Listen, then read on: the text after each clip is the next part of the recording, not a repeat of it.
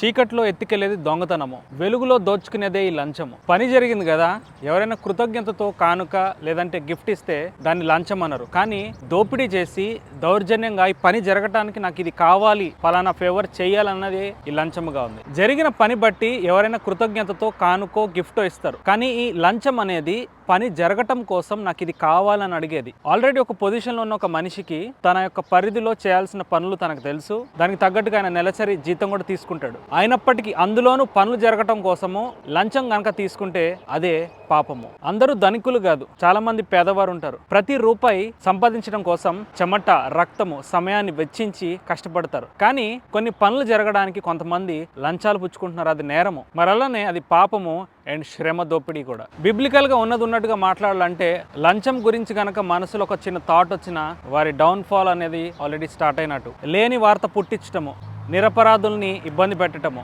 దోషిని నిర్దోషిగా చేయటము, నిర్దోషిని దోషిగా చేయటము, లంచం పుచ్చుకొని లేని వార్తను పుట్టించటం, ఇతరులకు మానసికమైన, శారీరకమైన, భౌతికమైన శ్రమను కలిగించడము ఈ యొక్క నేరంలో భాగము. వాక్యంలో ఇటు రీతిగా ఉంది, న్యాయమును చెరిపివేయటకై దుష్టుడు తన ఒడిలో నుండి లంచమును పుచ్చుకొనునని. దుష్టుడు అనగా దుష్టత్వము, దుష్ట తలంపులు కలిగినటువంటి వారికి ఆలోచనలు పడతాయి. ఉన్నదాంతో సుఖపడకుండా ఇంకా ఎక్కువ సంపాదించాలనే ఒక దుర్బుద్ధితోటి లంచాన్ని పుచ్చుకుంటున్నారు చాలా మంది. వాక్యంలో ఇలా కూడా రాయబడి ఉంది, లంచం చేసి పుచ్చుకున్న ఆహారము తీపిగా ఉందని అనుకుంటారు, కానీ అది తర్వాత వారి నోరు మంటితో నింపబడుతుందని వాక్యంలో రాయబడి ఉంది. బహుశా తీసుకున్నప్పుడు చాలా సంతోషమే, కానీ అది ఇతరుల కష్టం అనేది మర్చిపోవద్దు. దానికి మీరు సబ్జెక్టివ్గా ఉండాలి. అది అన్యాయంగా మీరు తీసుకున్నారు కాబట్టి ఆ అన్యాయం అనేది మీ దగ్గర ఉండజాలదు.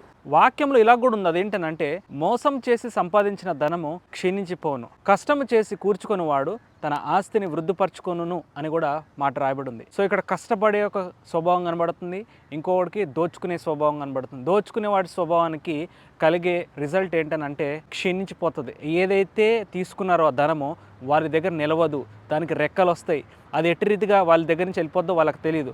కాబట్టి ఈ విషయాలు గ్రహించాలి. లంచం పుచ్చుకున్నటువంటి వారు బలం, బలగం, సౌందర్యం, శక్తి ఉన్నప్పుడు అడ్డు అదుపు లేకుండా దందాలు, దాదాగిరీలు లేదంటే ఈ లంచాలు పుచ్చుకునేటువంటి వారు చాలామంది ఉంటారు. ఒక ఫైన్ డే ముసలితనం మందు, వృద్ధాప్య మందు వాళ్ళకి తెలుస్తుంది, అయ్యో నేను ఎన్నో తప్పులు, పాపాలు, పొరపాట్లు చేశాను, అందుకే నేను ఈ శ్రమలు కలిగి ఉన్నాను అని చెప్పి గుర్తించి అప్పుడు చలివేంద్రాలు, తర్వాత దాన ధర్మాలు, పుణ్యకార్యాలు చేస్తారు. అవన్నీ ఏమి చేయవు, పాపాలు ఎట్టి పరిస్థితుల్లో కడగబడవు. కేవలం యేసుక్రీస్తు ద్వారానే క్షమాపణ అనేది కలుగుతుంది. అలానే మన వాక్యంలో నుంచి ఒక ఎగ్జాంపుల్ కనుక చూస్తే, జక్కయ్య కూడా ఒక ట్యాక్స్ కలెక్టర్, కానీ యేసుక్రీస్తుని కలుసుకున్న తర్వాత తన హృదయం తెరవబడి ఆ దేవునితో అంటాడు, దేవా నేను ఎవరి దగ్గరైనా అన్యాయంగా తీసుకొని ఉంటే నేను 4 గంటలు చెల్లిస్తాను, నా ఆస్తిలో సగభాగము బేదలకు ఇస్తానని అంటున్నాడు. అన్యాయంగా తీసుకుంటే 4 గంటలు చెల్లిస్తానంటున్నాడు. అంటే అదొక రిపెంటెన్స్, అది దేవునికి కావాల్సినటువంటి ఒక మనస్తత్వము.